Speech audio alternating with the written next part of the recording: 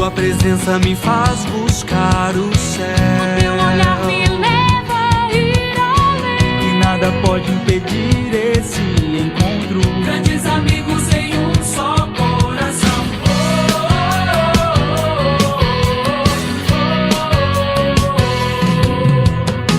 Nossa alegria e dor, uma só comunhão. Nossa história unida diante de Deus. Dia e noite vivendo em adoração. A cada dia renovando nosso sim. Tua presença me faz. Em nome do Pai, do Filho e do Espírito Santo. Amém. Virgem Imaculada, Minha Mãe Maria Maria Santíssima, Santíssima, eu renovo hoje e sempre a consagração a Ti de todo o meu ser, para que disponhas de mim para o bem de todos. Somente te peço que eu possa, minha Rainha e Mãe da Igreja, cooperar fielmente com a missão de construir o reino de Teu Filho Jesus no mundo.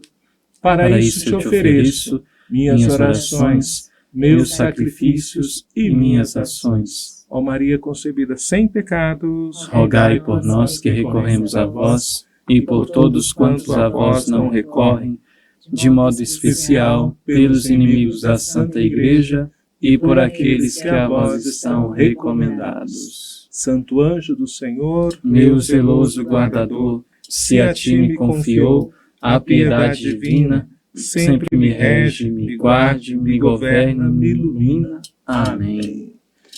do Pai, do Filho e do Espírito Santo. Amém. Paz e bem, Frei Enes. Paz e bem, não. Paz e bem. Paz e bem, Aline. Bom dia. Bom Grande dia pra Leandro. vocês. Bom Nossa. dia, boa tarde, boa noite. Eu não sei qual horário que você vai assistir esse programa, então para você que assiste, bom dia, boa tarde, boa noite. Exatamente. Seja muito bem-vindo aí ao nosso Caminho de Assis. Nós estamos voltando... Caminho de Assis, não, perdão. Caminho de Juventude. Perdão, estava fazendo aqui confusão com o programa que a gente tem na Casa de Formação. Pessoa famosa, ela faz vários programas, ele é convidado a apresentar, então ele faz o Caminho de Assis, o Caminho da Juventude, o Caminho da quais outros Imi, caminhos, o Caminho da Milícia. Pois todos os caminhos levam a Roma. já Exatamente, dizia né, gente? Tá vendo? Levam a Roma, levam a cidade da Imaculada. Seja muito bem-vindo aí, meu irmão, Obrigado. minha irmã, que está nos acompanhando, querido Frei Enes, Aline. Estamos aí fazendo, né, um resgate de novo de um programa que já tínhamos aqui na nossa rádio, né, buscando tratar também não só com a juventude, né, mas você aí de 18 anos até os seus 81, né, também está todo mundo convidado a poder participar conosco.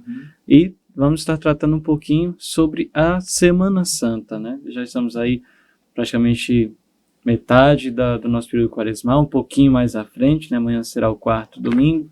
Vamos tratar do Evangelho sobre o Filho Pródigo, mas essa não vai ser a conversa de hoje, né? Vamos trabalhar um pouquinho mais sobre Semana Santa, né? Questão histórica, a espiritualidade, a mística, né? E para isso, esse cara fantástico vai fazer em 3 momentos essa explicação para nós, né? O Frei Enes aqui com muita boa vontade, muito carinho, né? Esteve e estará, né, disponível aí a nos ajudar e partilhar com o seu conhecimento também dessa vivência tão rica, dessa semana tão bela que é a Semana Santa. Uma coisa assim, que tinha comentado, tinha feito o convite, o Frei Andrei tinha mandado, né? Primeiro, um abraço para ele, para o David, para o Antônio, estão indo lá para o encontro vocacional em Niquelândia. Ele me convidou e falou assim: Frei, o senhor escreveu um livro sobre um retiro quaresmal, então o senhor podia partilhar um pouco, né, desse retiro conosco, como foi construir, fazer a propaganda aqui, mostrar para todo mundo lá para a câmera lá, porque senão eu estou falando do livro e ninguém está vendo, Sucesso então vamos fazer total. o câmera assim. Então foi feito, nós escrevemos, tive a alegria de escrever, publicar junto com o Frei Dom. E o André então pediu: Frei, falar um pouquinho sobre o livro, sobre a experiência da Quaresma, sobre convivenciar e tal. Aí eu pensei comigo assim: olha, não vou falar sobre o livro porque senão as pessoas não compram, né? Então assim, não vou falar sobre o conteúdo do livro, senão você acaba não comprando. Até porque... a gente faz um merchan, só que não fala o conteúdo, né? Até porque assim, o conteúdo do livro em si é a liturgia diária, são os evangelhos, as reflexões, faço curtas homilias para cada dia, e conclui ali com uma oração, com uma proposta quaresmal para todo mundo. Então, esse é o conteúdo. Então, assim, falar diretamente sobre... Está muito rico, uma pesquisa muito feita, um momento de oração, cada dia que passa tem... Sabe quando você termina, por exemplo, você conclui uma reflexão rezando hoje, né, sobre o justo e o pecador e o justo, né, o publicano e o pecador, né, você termina... Publicano e fariseu. Você termina e olha assim e fala, meu Deus do céu, o Senhor me deu a graça de poder construir, de escrever isso. Então todo dia eu mesmo sou visitado por Deus, surpreendido pelo conteúdo. Então vou falar um pouquinho sobre o livro, sobre a experiência, mas naquilo que vai se inspirando, se montando, estamos aproximando mais da Semana Santa. Sim. Então vamos assim tentar fazer uma construção para a Semana Santa, uma construção da nossa Quaresma que deve se conduzir à Semana Santa. Eu tenho um problema sério que para falar uma coisa eu tenho que falar outra. Você vê aquela pessoa que vira assim ali e fala assim, deixa eu te contar uma coisa. Aí ele começa a contar a história. Aí ele está contando a história, mas deixa eu te dizer uma coisa. Ele não termina a história dele, aí ele começa a contar outra. E você vai falar, será que ele vai... Então, eu sou um cara que tem esse problema. Assim, eu vou contar uma história, para contar uma história eu tenho que contar outra história. Mas para chegar nessa história, tem que descontar uma outra história para contar a história.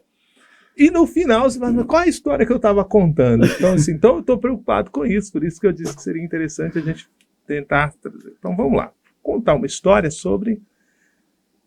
Aliás, antes de falar sobre essa história, eu vou falar outra coisa. Vamos lá, contar.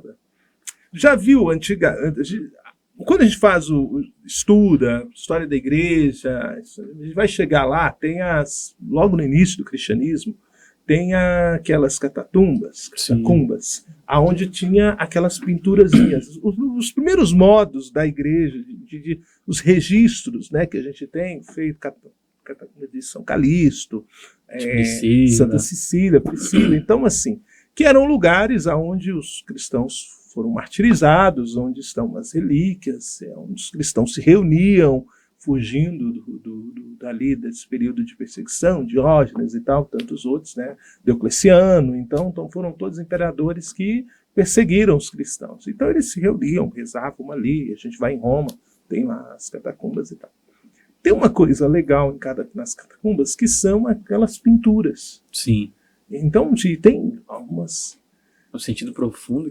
Tem um sentido profundo, mas elas são muito simples. Exatamente. Pô, vem cá, quem pintou isso aqui? Então, a gente está em Roma, na terra da arte, Michelangelo e tal, os romanos, os gregos, cada coisa assim, você fala, como é que alguém construiu uma estrutura de pedra, daquela você olha ali, as esculturas do período grego, feito em mármore e tal, sim, toda essa cultura ali dentro de Roma. Vem cá, e os cristãos só conseguiram fazer esse rabisco. Tinha um mundo de coisa acontecendo, vem cá, e os cristãos só conseguiram fazer esse rabisco na parede, que minha sobrinha de 4 anos faz até melhor e tal. Então, assim, aí, estudando essas pessoas falam assim, mas isso era muito simbólico, era simbólico, era assim, simbolismo. Sim, mas tem outras coisas simbólicas mais bem feitinhas, né? Assim, com um pouco mais de detalhe, assim, é simbólico, mas tem mais detalhe. Mas por que só esses rabiscos? Os grandes mosaicos que os romanos faziam, né? Os grandes mosaicos que faziam, então aí a gente vai e aparece lá com os rabisquinhos, né? Não deu tempo, assim, só fez um rascunho e alguém veio cortar a cabeça. A polícia tá chegando aí, peraí, gente. Até os pichadores conseguem fazer mais rápido, é amarrado numa corda, o cara consegue desenhar. Então, assim. Mas, sim, então, passou-se muito essa ideia do simbolismo. A gente, então, eu vou chegar lá na Quaresma, não se preocupe, gente, vou chegar na Semana Santa, eu pretendo chegar à ressurreição com Jesus. Então, a gente tinha era normal ter esses escritos, esses rabisquinhos e tal, na parede e tal, fazer esses simbolismo. Durante muito tempo, falaram, não, mas é muito simbólico. E outros estudiosos começaram assim, não, mas tem alguma coisa aqui que não é compreendida, porque assim, não é só por questão simbólica. 2 rabisquinhos, tal, é o Cristo com uma ovelhinha na cabeça, o bom pastor e tal, é Jesus. Alguém, 2 rabisquinhos, tal, uma pessoa deitada, alguém estendendo a mão e rezando. As 3 Marias, que é muito simples, parece 3 trigêmeas, né, assim, puxando o cabelinho, assim, parece que rabiscou, tal, tá as 3 Marias todo mundo ali, em volta ali de uma toda mesa, em volta de uma mesa, de uma coisa, então assim, pão. num pão, então assim, então são muito simplesinhos, são todas as coisas muito simples. Durante muito tempo houve essa discussão, mas sim, mas por que numa sociedade tão bem desenvolvida, e aí tem um detalhe, todos os cristãos ali eram pessoas de cultura, cultas, e deixam só os registriozinhos daqueles. Exato. Assim, se era catequese, por que deixava só aquelas coisinhas ali? O próprio sinal do cristão, né, que é um peixinho, que todo mundo diz que é um peixinho, né? Assim, de muito tempo, olha que eu lutei para enxergar um peixe ali, um risquinho assim, uma baciazinha assim, uma assim para baixo, tá? E eu senti isso que é uma... Ok, a gente tem que... E aí tem uma outra coisa, os cristãos estão saindo de uma dimensão judaica aonde havia uma compreensão hoje errônea de que não se fazia imagens. Apesar que quando você lê a Sagrada Escritura, você tem lá os querubins da Arca da Aliança, você tem os leões que se faziam no templo de Salomão, você tem as colunas, você tem em Ezequiel e Daniel a coisa das feras, dos animais, então a reprodução de todas as imagens, né? Então, pega a própria Sagrada Escritura, essa compreensão da proibição de fazer imagens, era proibido colocar imagens, colocar deuses nos lugares.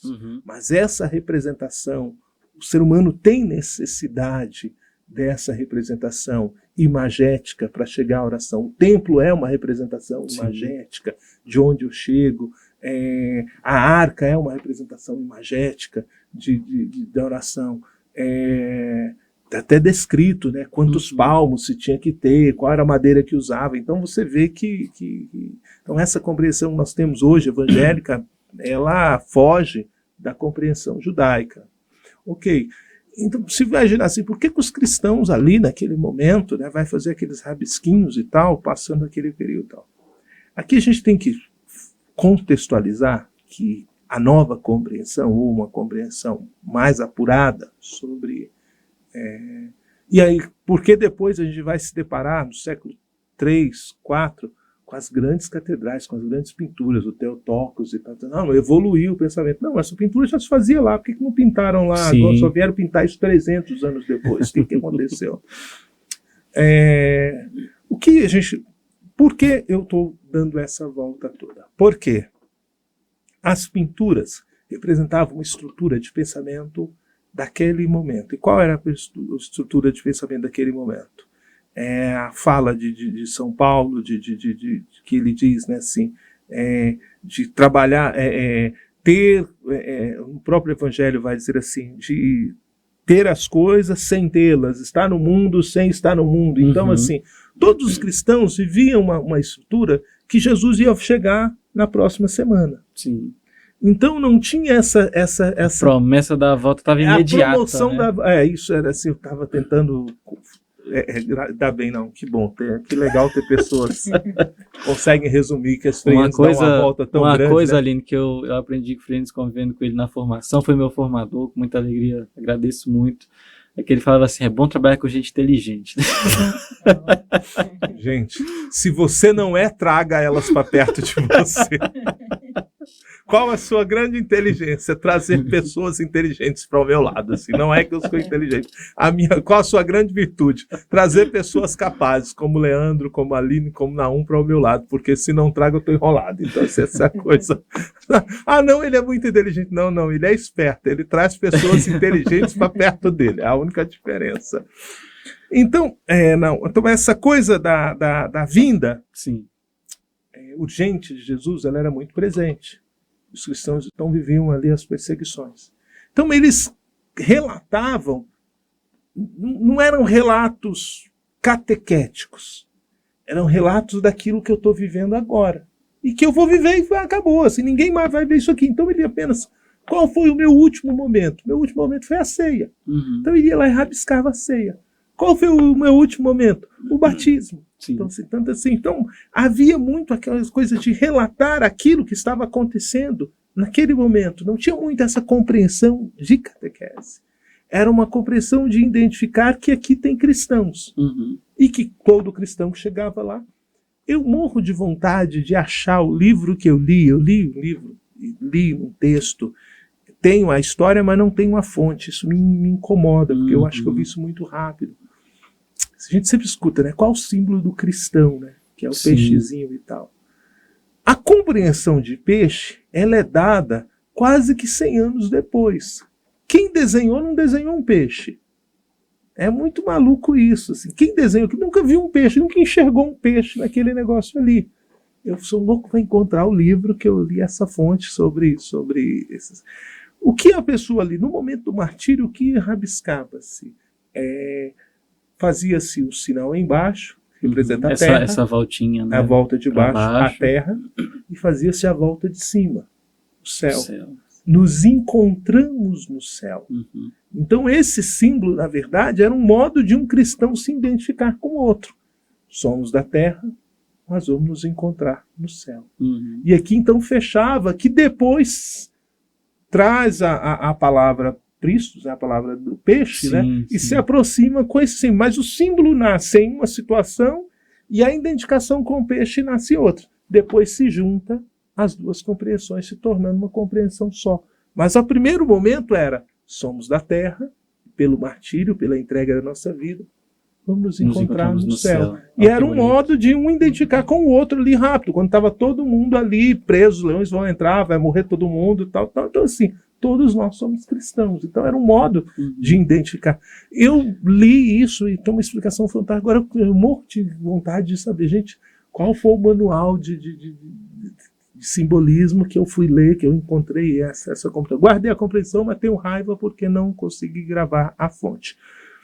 Então, todos os simbolismos, esses que nós temos dos primeiros momentos, eles representavam uma estrutura muito imediata. Uhum. Que a compreensão do cristão é que Jesus está voltando. Então havia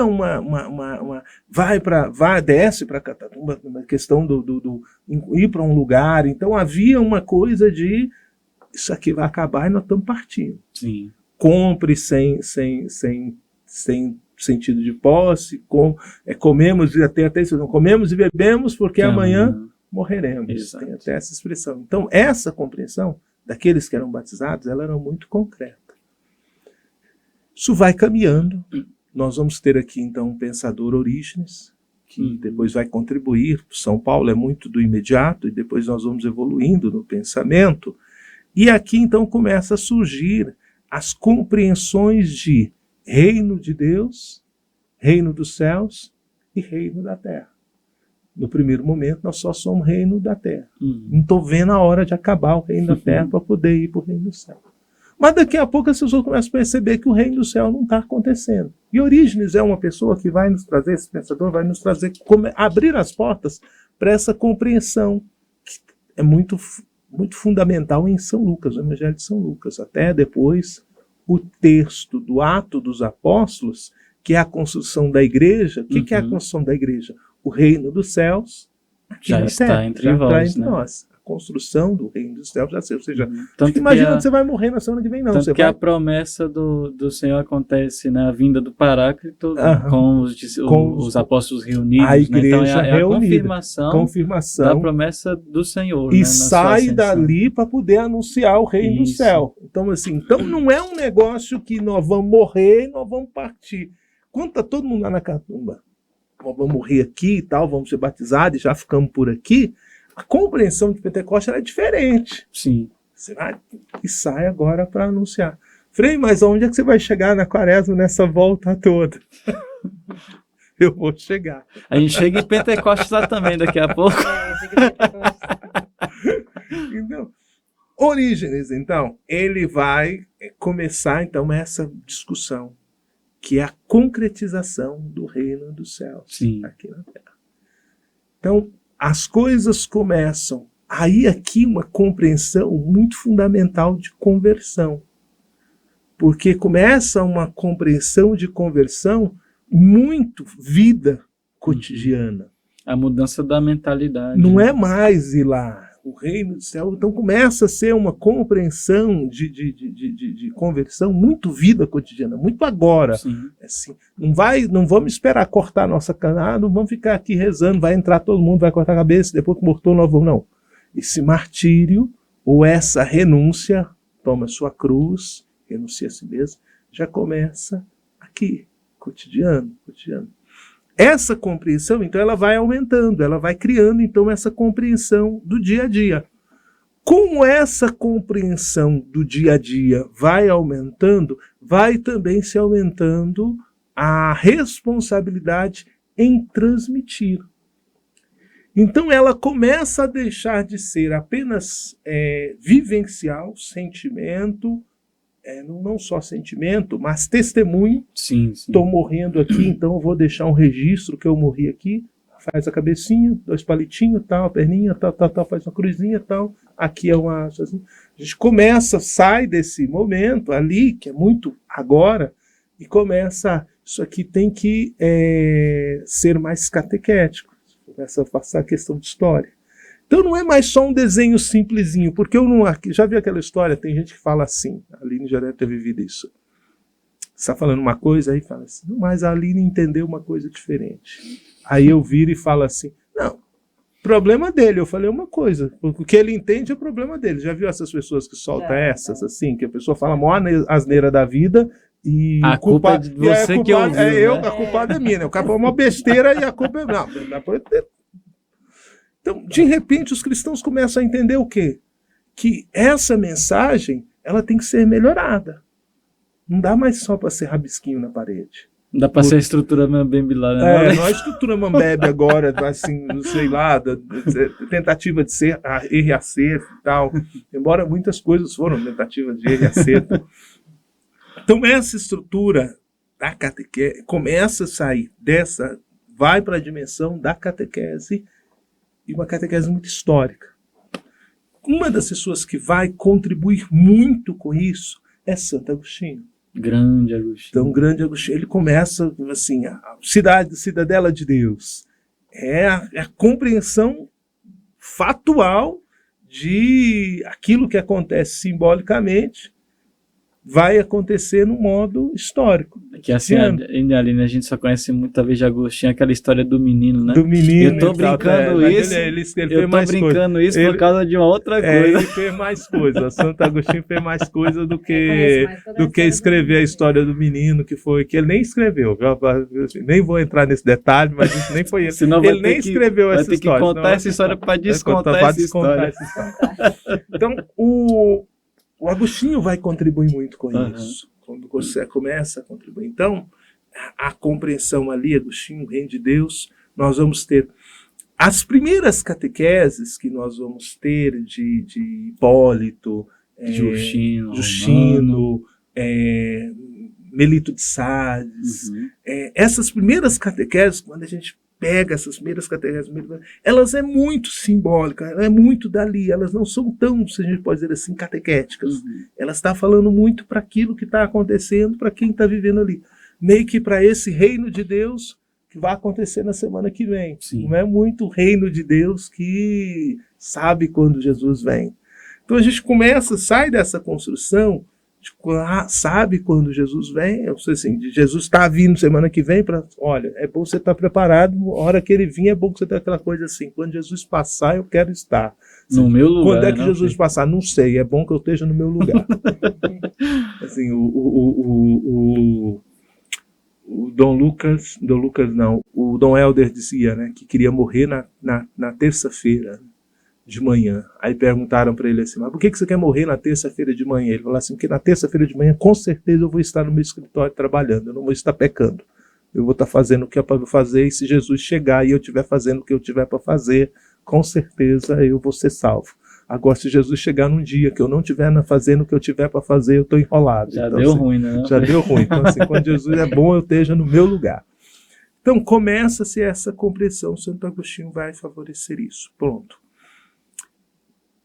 A ideia de catequese, então, aqui é o salto, então a gente sai das pinturas, a gente começa a entrar na parte escrita, então começa a ter aqui registros, começa a ter comprovações de registros, começam a ter uma doutrina, um esquema. Isso aqui começa a se alargar a compreensão, não é mais experiência pessoal, mas isso é revelação divina com alguém. Então tudo isso começa a influenciar. Isso, saindo da catequese, para influenciar, nós vamos também, começa a ir outras pessoas que não são da mesma região, e aqui nós vamos ter então um fato muito interessante, que é a conversão de Constantino. E a conversão de Constantino, ela vai colocar a grande reflexão: será que agora não chegou o reino de Deus, já que um rei se converteu? Será que esse rei, colocando Jesus no trono, aqui o Theotokos, que põe Jesus no trono, abre mão do seu poder, o Pantocrato, o Theotokos é o Pantocrato, colocam, por isso que é bom trabalhar com gente inteligente, eles conseguem tirar você da gafe. Colocam Jesus no trono e começa a colocar o reino a partir de um governo, de um olhar cristão. Sim, sim. Então, a própria dinâmica da vida do reino, dos dias de trabalho, dentro da função de Constantino, começa a se ter, então, a obrigação de ir à igreja, de rezar. Dentro do plano semanal há um dia reservado para o culto. Então os cristãos começam a criar. Então, será que essa ideia de reino de Deus não começa a acontecer aqui? Então tudo isso começa a surgir. E, ao mesmo tempo, nesse processo do reino, o processo também de educação e catequese.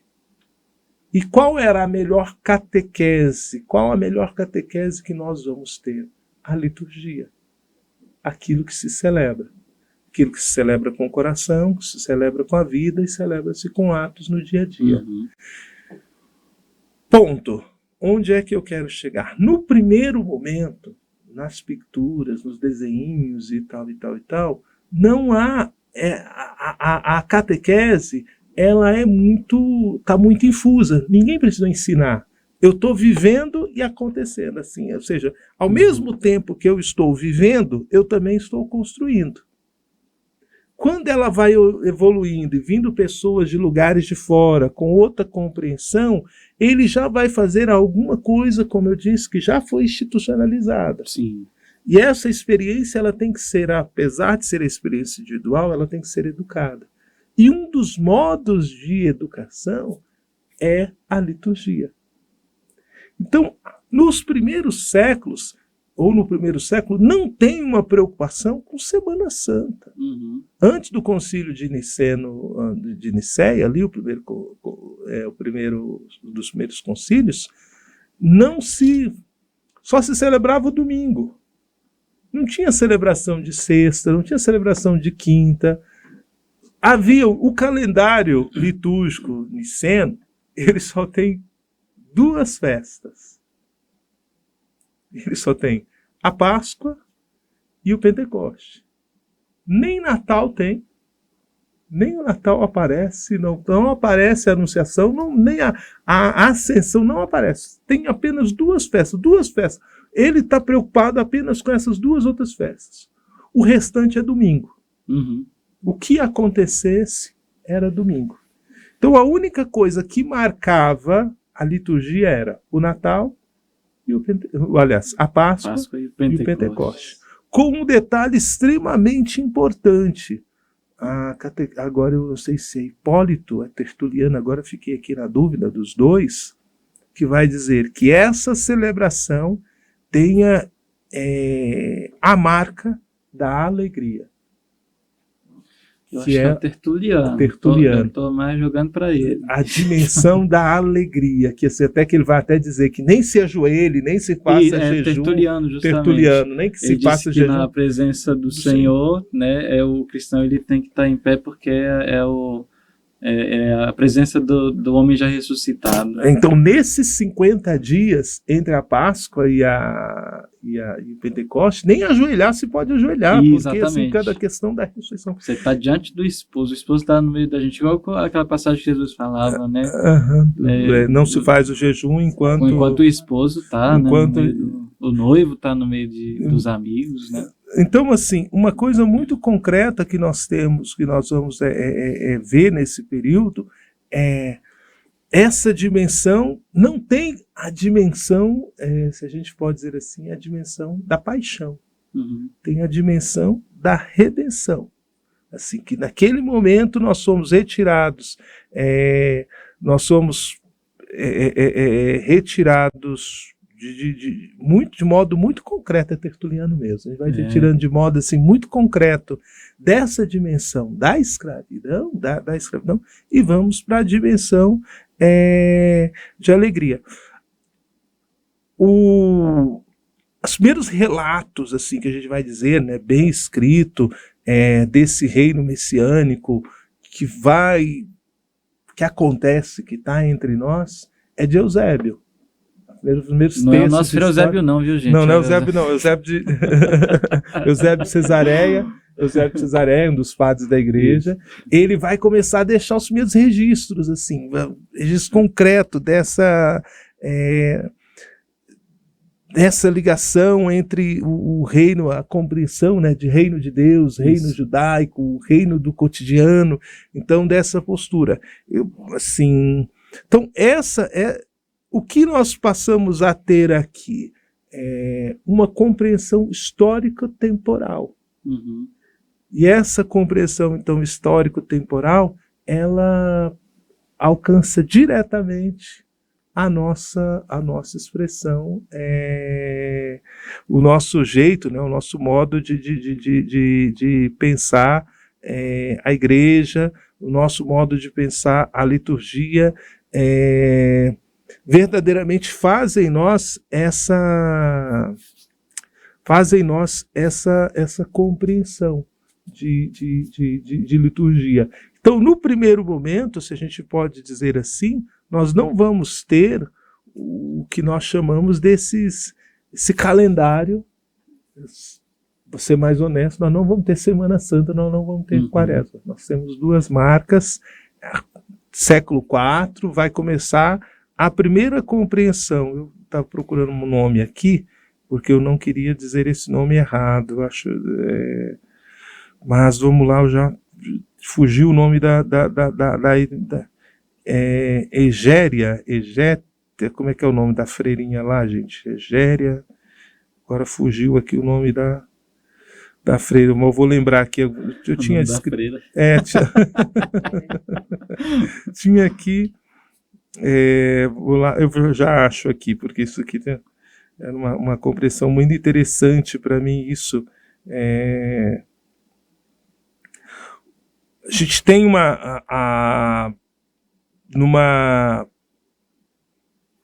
essa compreensão, então, me reconstruindo aqui, então,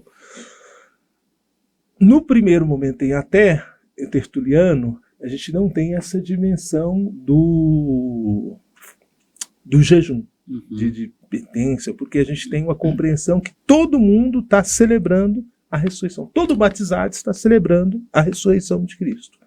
E se enfocava nessa celebração de Cristo.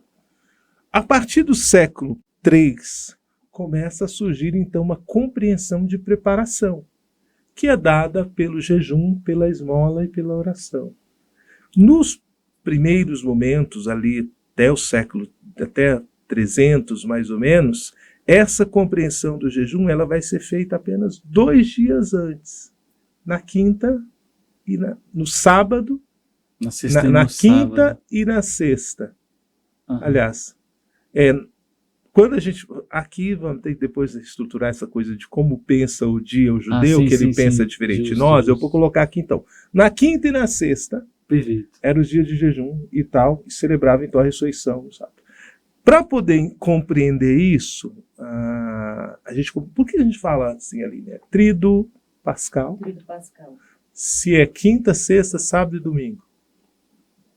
Pois é. Se é trido, deveria ser 3 dias, né? 3 dias. Mas tem 4, né? Tem 4. Tem alguém que fugiu da escola ainda. Segundo o cardeal Vantuan, Jesus era ruim, era um cara ruim de matemática.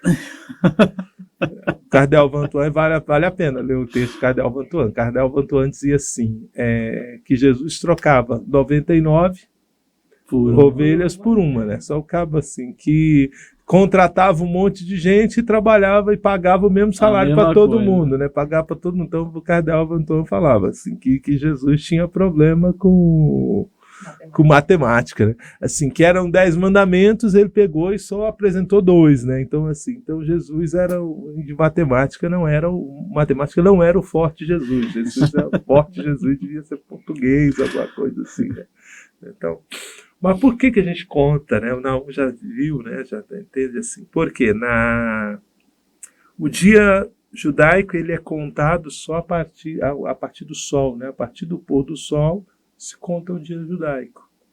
Então, na verdade, na nossa compreensão, Jesus não celebrou a Quinta-feira Santa na Quinta-feira Santa.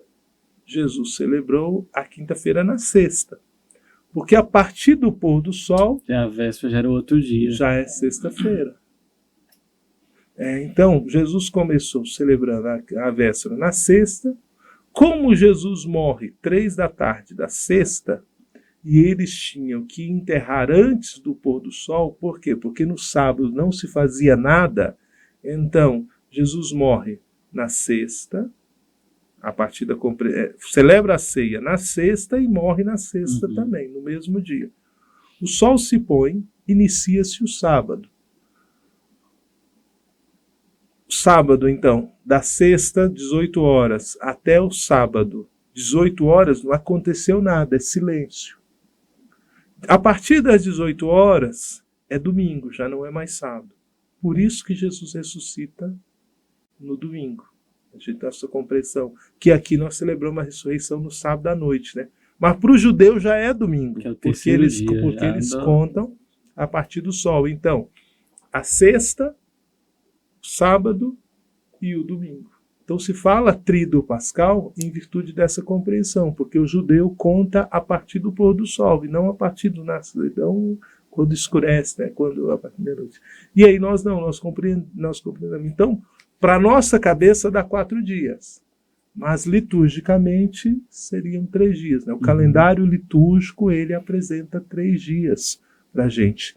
Então era um jejum da sexta, do sábado e no domingo, contando que o jejum começa a partir do pôr do sol. Então, o jejum do sábado, que iniciou-se da quinta, pôr do sol do sábado, da sexta, pôr do sol do sábado. Aí a partir do pôr do sol do sábado é domingo, e domingo então se encerrava esse dia de jejum.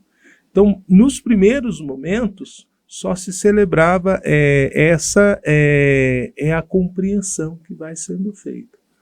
Com o processo de catequese e de ensinamento de todo mundo, de todas as pessoas, alguns padres da igreja vai surgir a expressão hexámeron, 6 dias. Isso. Então, que é os 6 dias da criação. E aí nós vamos ter, são diversos textos, diversas pessoas vão escrever. O próprio Boaventura, né, escreve as colações o itinerário. Ele fala da Anselmo principalmente, né, trabalha, mas São Boaventura também escreve, né, que seria as 6 iluminações da igreja, né? Que se depara justamente nesses 6 dias da criação. Nas 6 dias da criação. Então, gente, Santo Atanásio é o primeiro que vai escrever, né, no início ali, 320, 330, 329, mais ou menos, tem um ano de 320, 330, Santo Atanásio vai escrever, então, vai descrever uma catequese com base em um jejum de 6 dias. Então, alarga, sai de 2 dias, vai alargando essa compreensão de 2 dias e alarga então essa compreensão já dos 6 dias. Então todos os batizados, todos aqueles que estavam dentro desse processo de catequese, começa a sair. E da onde é que Santo Atanásio tem uma inspiração, tem um outro texto, né, que vai descrever isso com muito cuidado, a Didascália. O texto, né, Didascália, o texto Didascália ou Didaquê, dependendo uns falam, ela descreve isso, que é um texto. O próprio Didaquê é um texto pedagógico para batizado. Então, é como se fosse uma cartilha histórica, litúrgica, catequética para os batizados. Então, começa a surgir, e todas essas coisas começam a influenciar também no modo de vivenciar a liturgia. Porque qual é o intuito que eu estou dando essa volta toda? A compreensão intelectual, a partir de uma compreensão espiritual, deve se tornar uma compreensão do dia a dia, cotidiano. Então, a igreja vai construindo essa compreensão quaresmal, litúrgica, da revelação do Senhor, cada dia que passa, para elementos mais do dia a dia. O que é celebrar a Páscoa, a Quaresma, então?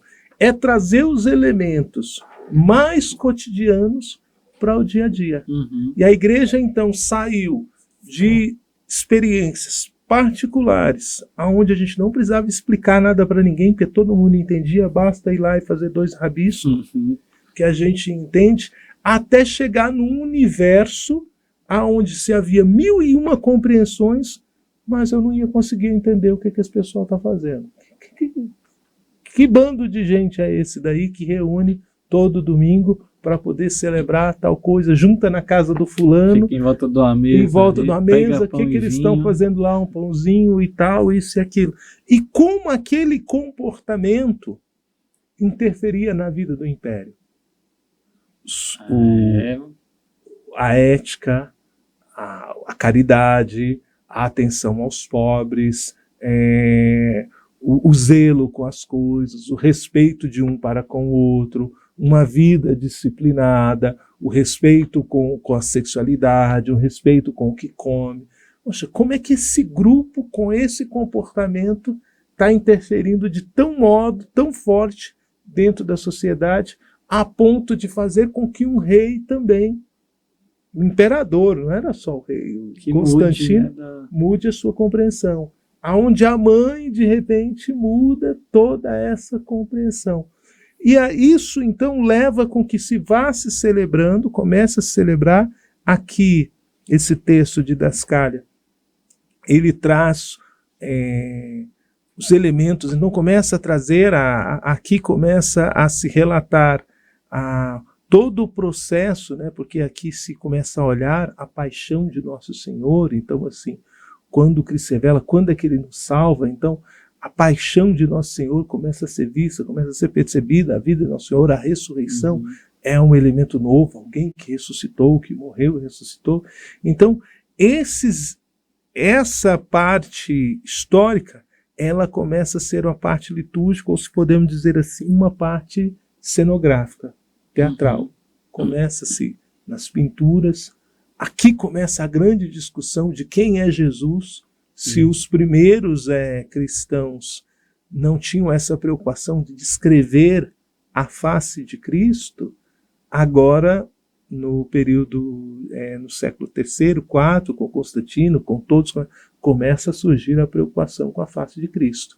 Começa a surgir os ícones, os desenhos. Que é justamente também o começo das grandes heresias contra né, a pessoa do Cristo. Porque eu quero entender quem é Jesus. Então não tinha uma maldade. Era verdadeiramente homem, era verdadeiramente Deus, né? E justamente, como o senhor falou, né, o Concílio de Niceia, depois vem outro de Calcedônia, não lembro qual dos dois é o primeiro, o segundo. E outros tantos que vão tratar sobre as heresias cristológicas, Sobre saber quem é Jesus Cristo. Porque né? esse Jesus está interferindo. Essa pessoa, Jesus, não é uma ideia abstrata. É alguém que está mudando o comportamento dia a dia. Que está mudando lei, que está mudando postura, que está criando história no sentido de que tem escravo que tem que ser libertado. Um dado período, olha, você não pode fazer isso com fulano, isso aqui não é correto. Então ele está alterando a posição. Juízes, assim,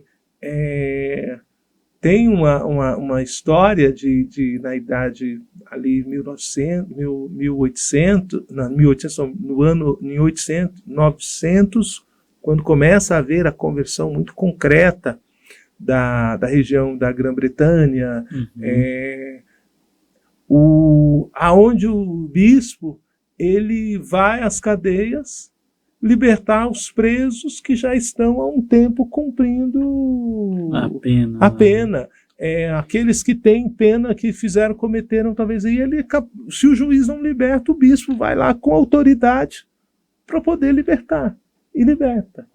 Então esse Cristo que começa a interferir na vida cotidiana, então começa-se a ver essa descoberta. Eu gosto muito dessa compreensão de olhando, né, que assim, aqui é muito eu, e como ela foi construindo assim os rabisquinhos, e como ela foi construindo essa perspectiva, alargando. Sim. E ao mesmo tempo ela alarga aí no sentido de liturgia. E aí quando nós vamos para a questão da liturgia, começa então os escritos, aquilo que vai sendo registrado cotidianamente, começa também a ser mostrado, a ser visto, a ser celebrado. Então, a cada nova compreensão de relatos e tal, começa a compreender. A ponto de que um fato interessante é a mãe de Constantino, Helena, que vai para a Terra Santa, encontrar a cruz, né, qual aí encontra a cruz, começa uma celebração da cruz, e tem um registro muito interessante. Gente, é Egéria mesmo o nome da irmã, que é uma monja do século IV, que ela escreve. Eu tinha notado isso, agora não vou conseguir me lembrar aqui, não. Essas coisas têm que estar sempre escritas, porque senão você não vai de suposição e tal. Que às vezes, eu falo igual um professor de Bíblia, o Moisés, ele fala assim, às vezes alguém tira do nosso texto, sabe, aí tira o nome. Tira o nome e tal. Na hora tirou, mas está ali. Mas está aqui em algum lugar aqui no meu texto. Eu vou achar aqui, vou dizer assim, ao longo de 6 dias da Páscoa e tal, eu tinha notado isso aqui. Tá bom, então já vamos chegando aqui, eu já... Vamos lá então, eu vou achar isso aqui naquele. Não é. Tinha Epifânio, é o que vai trabalhar muito essa dimensão dos 6 dias, ele trabalha isso com muito cuidado, desses 6 dias, mas já vou achar aqui. O que era que eu estava procurando aqui? Se não encontrar, eu vou ter que voltar.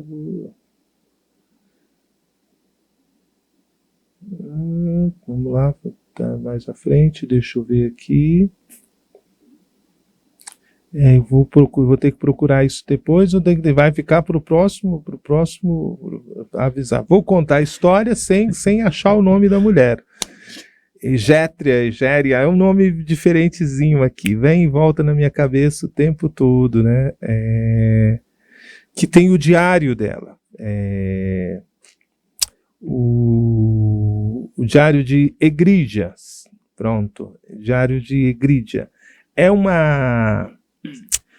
uma monja que ela faz uma viagem para a Terra Santa, para fazer a experiência dos lugares de Jesus. E ela chega nesse período, bem no período aonde estão vivendo a Semana Santa. E ela faz um diário de toda a liturgia daquela semana. Lembra que disse que tinha ido para 6 dias? Então, é incorporado o Domingo de Ramos, incorporado todas as coisas. Então, ela vai relatando como tudo vai acontecendo. E esse é um dos primeiros relatos que nós vamos ter, depois vamos ter de Epifânio, nós vamos ter outros, mas são sim os relatos que nós vamos ter daquilo que nós hoje celebramos de Semana Santa, que é desde a bênção das palmas, que acontecia, até a morte de Cristo e a ressurreição. Então se ia caminhando, ela faz o diário cotidiano, é de 390, possivelmente ela esteve em 395 nessa região, e ali ela então vai descrevendo. E ela passa por todos os templos já construídos e já dedicados por Constantino naquele momento.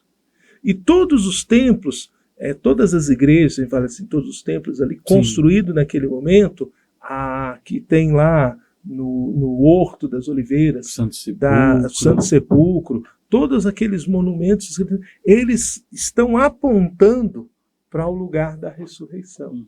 Então eles criam uma estrutura de caminho aonde vai para a ressurreição. Essa é a primeira liturgia, onde é interessante que se escreve, aonde entra-se com o pedaço do madeiro da cruz, aonde se põe, abre-se uma caixa, todos passam, encostam, aí é interessante o movimento, encosta-se a testa, olha e beija, encosta-se a testa, olha e beija, não toca, alguém fica ali do lado vigiando, então não se toca.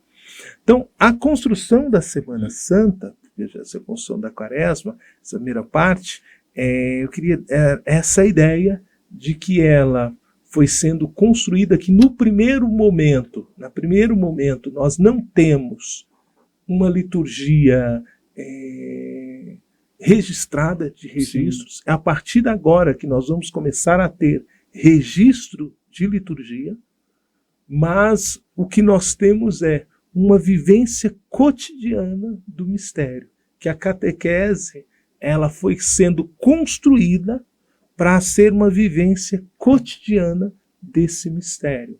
Quando escrevo o Retiro Quaresmal, quando eu tenho, a minha busca é um pouco isso, é sair dessa compreensão de uma liturgia apenas de uma vez por ano, mas para voltar para uma liturgia de todos os dias, que transforme a nossa vida. Por isso que tem umas propostas quaresmais que você pode ser incorporado. Eu bato muito na tecla de não coloque aquilo que você só vai fazer durante 40 dias, coloque aquilo que vai incorporar na sua vida, que motiva a sua vida.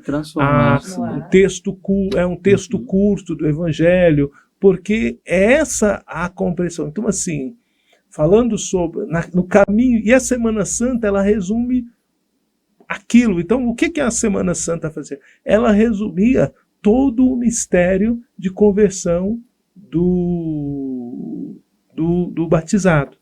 Começa com as palmas, aqui a ideia da cinza, do graveto, que é tanto que eu, assim,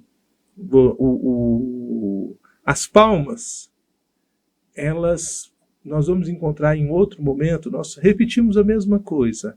No período do Advento, a gente faz a coroa do Advento. E na maioria das vezes pegamos folhas, né? Sim. Aí fazemos os ramos e tal, traçamos cipreste e tal, fazemos o ramo e tal. As coroas verdadeiras, elas são sempre feitas de planta natural. Isso. Porque ao longo de 4 semanas, elas morrem, secam e nasce Jesus. A bênção das palmas, elas têm um pouco isso. Só que com uma diferença. As palmas representam a vitória. Isso. Essa bênção ali, com quem vai vencer por nós? Que as pessoas que entram com Jesus em Jerusalém, então assim, ao longo do tempo, se Cristo vence, eu morro. No sentido assim, que Cristo ressuscita e eu ressuscito com ele. Sim. O que nós fazemos com as palmas do outro ano? A gente queima. Elas viram As cinzas que vão viram ser cinza, depositadas viram se nas depositadas na nossas semana. cabeças. E aí eu sou marcado pelo símbolo que iniciou lá como vitória e que um ano depois torna-se uma marca quase que de uma derrota, mas que na verdade representa a minha adesão à morte de Cristo, ao Cristo que se sacrificou. Porque o que nós fazemos com as palmas? Nós queimamos. Então eu sou marcado por esse símbolo do sacrifício. Qual é o símbolo do sacrifício? A cruz. Então, toda essa estrutura catequética, ela passa a incorporada na vida. Então, ser marcado, derramar em cima a cinza, é o produto desse sacrifício. Uhum. E aí, dentro de todo esse processo, ao longo dessa semana, a gente vivencia isso. No domingo, a gente assume essas palmas do Cristo que entra como vencedor. A segunda-feira, aonde Jesus é ungido, lava-se os pés, aonde acho bonito, se ele soubesse quem é essa que lava os pés, sim, dela foi retirado 7 demônios e tal, não deixaria, né? E assim, lava-se com aquilo que tem de melhor, lava com perfume, com bálsamo, com aquilo que tem de melhor. Na terça-feira, nós recordamos Pedro que traz Jesus. Então, assim, se na segunda você tem a Maria Madalena, que é toda devota com Jesus, nós vamos ter na terça-feira o Pedro que trai. O Pedro que andava com Jesus, mas que trai. Na quarta-feira, nós temos o Judas que faz toda a sua negociação para poder entregar Jesus, Na quinta-feira, nós recuperamos 2 momentos. Recuperamos o momento... Aliás, na quinta-feira nós recapitulamos os três momentos dos outros dias. Recapitulamos o lava-pés, que Maria Madalena vai fazer com Jesus, só que agora é o próprio Jesus que lava os pés. Nós recapitulamos a negação de Pedro, e a traição de Judas. Então nós recapitulamos essas 3 coisas. E tudo isso é vencido por quê? Pela entrega de Jesus, dizendo que apesar de fazermos dessas 3 asneiras, ele ainda se mantém presente, a Eucaristia. Então, apesar da gente estar cometendo erro o tempo inteiro, Jesus ainda está se fazendo presente, ainda está ali conosco. Então, toda essa volta histórica da compreensão da Semana Santa, ela deve traduzir para nós, aí voltando à ideia dos 6 dias, ela deve traduzir que Cristo está se presente e essa conversão ela acontece todos os dias, em todos os momentos, com Cristo presente. E que quando parece que está tudo derrotado, o Sábado Santo, o silêncio, que acabou tudo, o Cristo renasce e começa todo o processo conosco, de envio. É interessante que a celebração, lá, desde Tertuliano e outros, a celebração ela está focada, ela tem essa compreensão total do olhar da ressurreição. O olhar da ressurreição. Assim, eu vou fazer uma provocação aqui muito grande. Se isso for pro ar, eu estou enrolado. Mas vai pro ar, não tem outro modo. Eu peguei uma pessoa assim. Você bateria a palma com Jesus? A frase que Bento XVI nunca disse e que o povo põe na boca dele, né? Sim. Que você bateria a palma com Jesus sendo crucificado, né? Assim, essa loucura, né? Como é que alguém pode? Nossa Senhora, será que Nossa Senhora estava ali batendo palma com Jesus sendo crucificado? Se alguém um dia me fizer uma pergunta dessa em plenário, eu vou dizer que eu bateria. Posso até ser linchado ali totalmente. Porque não bater as palmas é não compreender o que aconteceu ali. Porque o que nós temos ali? Cristo cumprindo a sua missão para me salvar, Você não vai se alegrar com o Cristo que cumpre a sua missão? Ah, não, mas então eu não bateria palma, eu expressaria a minha alegria. Bater palma talvez seja um gesto de expressar a alegria. Talvez não bata esse. Mas não expressar a alegria naquele momento ali é não entender o que está acontecendo. Que Cristo sentiu dor, que aquela dor mexe conosco verdadeiramente. Claro. Que é um ato violento, fato. Mas é um ato, como a gente pode dizer, como o ato do parto. Uma mãe não sente a dor no parto, mas quando traz e coloca a criança no colo, ela não chora de alegria, porque... Então, aquele momento da cruz, ele está muito parecido com esse momento. Caminha onde o Cristo, aquele momento ali, dor, o Cristo. E aqui, então, conclui. E aí eu acho que a gente já falou mais de 1 hora, né, Leandro? Deu 1 horinha. E aqui eu concluo com aquilo que encerra a liturgia da Sexta-feira Santa e que encerrava o primeiro evangelho de São Marcos. E o véu do templo se rasgou. Por que o véu do templo se rasga? Porque quando o templo tinha um véu e não se via o que tinha para o lado de lá. Quando o véu do templo se rasga, a gente enxerga o que está do lado de lá. Então o véu do templo que se rasga tem um texto em holandês, a tradução, eu não consigo dizer em holandês, mas a tradução é o véu do velado. O velado é Jesus. Então, quando esse véu do templo, velado é Deus, na verdade, e Jesus é esse véu, Jesus é a imagem. Então, o véu do velado, Jesus que esconde o Deus, que se abre, que se rasga. Então, quando Jesus se abre, né? Ele revela quem é Deus. Então, o véu do templo se rasgou. Existe alguma coisa para além daquele sofrimento.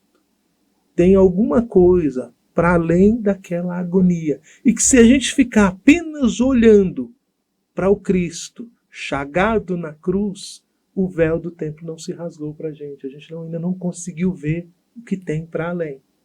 E quando eu consigo ver o que tem para além, eu grito, aleluia. Então, o grito de entendi, salvo, a felicidade plena. Então, quando nós transformamos a nossa quaresma, a nossa vida penitencial, a nossa quaresma, no cotidiano, no dia a dia, o véu do templo se rasga a todo momento, porque tem sentido eu fazer todas essas coisas, tem sentido eu fazer as penitências, tem sentido eu ir para a missa, tem sentido eu dar ação de graças, tem sentido eu dar a esmola para um amigo, tem sentido as coisas. Então a espiritualidade da quaresma, ela perpassa nessa caminhada de entender essa ação de graça, de entender esse Jesus que dá vida. Então a espiritualidade da quaresma, começando lá, a gente vindo, né, das pinturazinhas e tal, ela vai caminhar aqui. E a liturgia que nós fazemos, então, essa liturgia com símbolos, com atos, com teatro, com momentos, ela tem que estar calcada nessa espiritualidade, a espiritualidade de ação de graças, desse véu que rasga a todo momento. Ótimo, maravilha. Ótimo. Veja que a viagem que a gente fez de 2000 anos, né, nessa hora que a gente conversou aqui, né? E de fato é uma riqueza muito grande, mas não terminou ainda, não né? Não terminou, a gente volta ainda tem agora mais dois momentos. Falar agora um pouquinho, né? Porque assim, compreender essa ideia de compreender esse sentido dessa espiritualidade, aí leva também a compreender por que nós somos construindo liturgias. Por que nós somos? Por que por exemplo, o século XII, dentro do mosteiro, a Semana Santa era celebrada de um jeito. Na catedral era celebrada de outro. Na capelinha, lá na fazenda, não tinha um manual de Semana Santa. Tinha gente que fazia 40 dias de jejum, tinha gente que não fazia jejum. Tinha igrejas que celebrava tudo no mesmo dia. Começava de manhã com a ceia, fazia a primeira ceia assim. Olha, Agostinho é o primeiro a escrever em pedir para que tenha missa na quinta. Ele vai dizer, olha, mas se ele não instituiu a Eucaristia na quinta, por que nós não só fazemos a Eucaristia, só celebra a Eucaristia no domingo? Então, Santo Agostinho é o primeiro a apontar que tem que ter Eucaristia também na quinta-feira. Que inaugura, né? Inaugura essa coisa assim, mas é uma heresia, mas a missa é só domingo. Não, Agostinho começa a propor uma missa na quinta-feira, assim, que marca toda a celebração, né? Então, a partir dessa ideia da espiritualidade, a gente caminha para essa construção. De segunda-feira, então, né, Leandro, a gente já vai ter. Isso. Então, também fica aí nesse pedido para você que nos acompanha, de poder colocar lá, né, comente, né, também compartilha, coloque lá as suas dúvidas também, por que não, né, da gente poder trazer também. Fazer uma agora aqui, assim, Leandro, fazer um videozinho, então essa parte aqui agora só para divulgação até segunda-feira, né, a gente poder falar, olha, nos reunimos hoje aqui então para poder falarmos sobre a espiritualidade da Semana Santa, vão ser 3 encontros, é 1 hora de conversa, assim. Direto. Por 1 hora de conversa falando. Quando você começar a ver, você fala assim, onde é que esse freio vai parar? Eu vou avisando, nós vamos parar na ressurreição.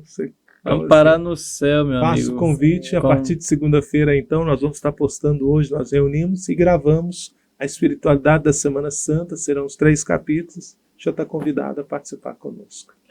Muito obrigado aí, meu querido irmão, minha querida irmã que nos acompanha. Obrigado, Frei Enes, querida Aline, grande Leandro. Você que nos acompanha de casa, nossa saudação fraterna de paz e bem. Paz e bem. Ave Maria, cheia de graça, o Senhor é convosco. Bendita sois vós entre as mulheres, e bendito é o fruto do vosso ventre, Jesus. Santa Maria, Mãe de Deus, rogai por nós, pecadores, agora e na hora de nossa morte. Amém. Amém. Dá a bênção para nós, filhos. O Senhor esteja convosco. Ele está no meio de nós. Abençoe-vos, Deus Todo-Poderoso, Pai, Filho e Espírito Santo. Amém. A alegria do Senhor seja a vossa força. Ide em paz, o Senhor vos acompanhe. Graças a Deus.